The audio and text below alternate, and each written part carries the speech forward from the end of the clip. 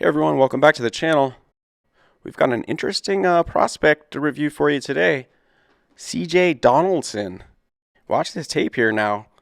He's one of the better interior runners in his class. He's built like a tank, 6'1" and change, 235, but he's not some big just lumbering bruiser. I mean, he's definitely a bruiser, but check out the tape here. He navigates through traffic well. He's got excellent agility for his size. He's an excellent athlete. He's an NFL athlete. You know, he may not be a 4.3 guy. He may not be a 4.5 guy. We'll see about all that, but this kid can play. You know, I think he's got next level acceleration, agility, contact balance, burst. Plays with a lot of determination. He's fiery. He's got a nasty stiff arm. I'm telling you guys, look out for him. You know, he's got some twitch. You know, enough to keep you honest. We all know it's not all about your 40 time, you know, but hey, we'll see how it all plays out.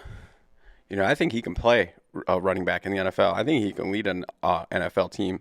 See, he's got good hands there. Look at that. You know, he's played some tight end before. He might transition back to like an H-back role in the pros. You know, he's got that in his toolkit, but I'm scouting him as a running back, but he's versatile. Judkins is off to the NFL. Donaldson will fit right in for him. Trevian Henderson's off to the NFL. James Peoples will fit right in for him. Don't even worry about it.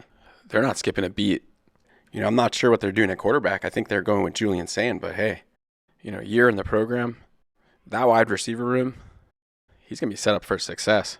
You know, it's arguably the best spot for quarterbacks. Running backs too, though. Donaldson's going to fit right into that Judkins role.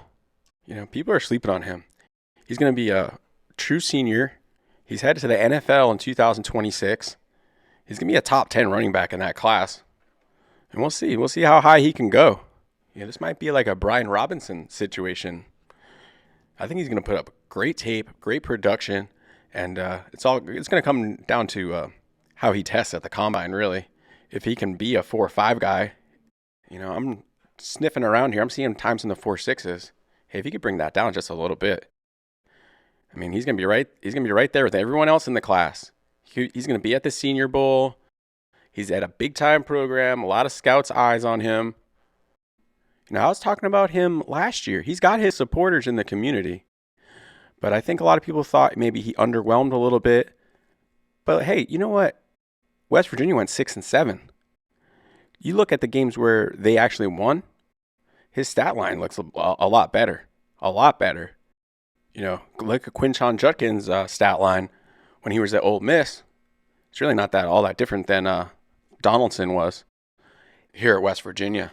I'm expecting him to improve on all his efficiency metrics. You know, that's why I like to watch the tape. You can get ahead of some of the analytics that are going to come next season. I'm expecting him to be a 5.5 yards a carry guy at Ohio State, not 4.5. And he's going to have a ton of touchdowns. You know, Ohio State might have to lean on their running game.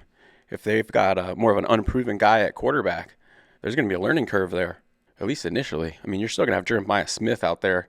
You're not going to want to depend too much on the running game, but, you know, either way, they're going to be great again next year. They're reloaded. They're going to be lighting up scoreboards again. These running backs are going to benefit. Trust me on that.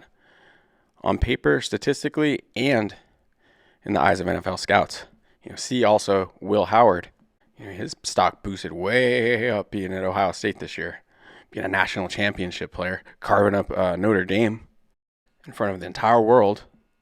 He was able to put his talent on display on a national stage. Now people are talking about Will Howard, like, hey, he might become an NFL starter, you know. But hey, we'll save the Howard for another tape. And you guys know I like to ramble sometimes.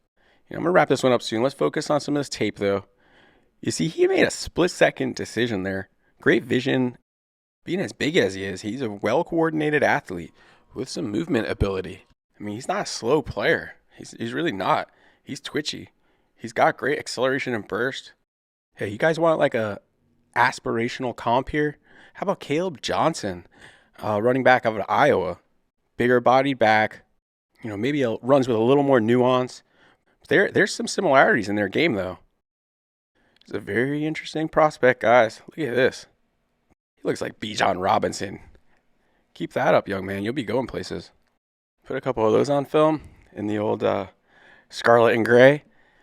against Michigan. Come on. Sports Center. You guys ready for all this? Just wait for it. I'll be honest now. I've always been a sucker for these bigger bodied guys, going way back to Matt Forte, etc. I think, look at that. He's got a burst, man. He can really accelerate in a flash. He's got next level contact balance. He's got the frame. He's got some traits. If he can run in the 4.5s, I'm going to be all in. He's a nasty, violent runner. He's a great goal line running back. A lot of versatility here. Good hands. He could be a 3-down runner. He's got the frame for it.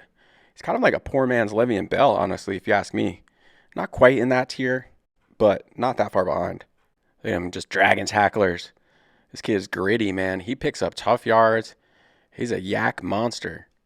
All right, guys, this is the last play.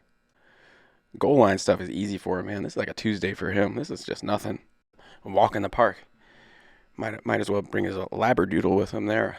His iPhone. Give him something to do on his walk. Just strolling into the end zone. His big frame. No one's going to get in his way. Two guys trying to tackle him there. He just walks through it. All right, guys. CJ Donaldson. I think you guys are getting the picture. Let me know what you think in the comments. Scouting is a team sport. It takes a village. But I'll be honest with you guys. If he came out 15, 20 years ago, he would have been a first-round pick. Bigger bodied guy. Nimble feet. The game's changed. I get it.